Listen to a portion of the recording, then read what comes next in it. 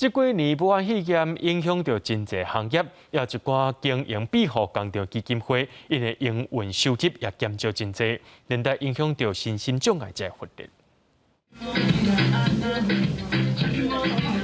搁无偌久就是中秋节，一寡经营庇护工场的基金会嘛提前开放贵宾的预定，因为这两冬受疫情影响，辅导特殊囡仔的工场营运嘛减少，就惊连本地应该是大过营收嘛无理想。疫情的关系，其实很多的一个企业今年事实上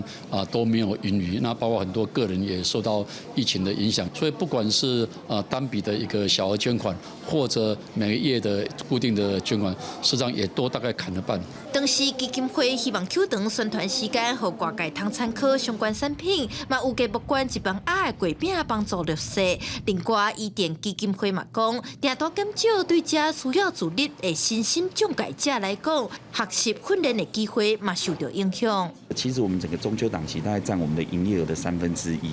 但其实我们更大的影响是在我们的平常的训练。我们一样会朝着做比较长效期的饼干，让我们的身心障碍者不因为疫情而停止了销售，就影响他们的训练。伊甸基金会表示，面对疫情甲原物料起价挑战，伊嘛当咧转型，亲像说疫情参压，贵饼咧压，虽然减少拍折的加度，但是并无提悬绩效。希望各界给予即寡囡仔机会，协助因通好自力更生。记者伫甲不离开台北采访报道。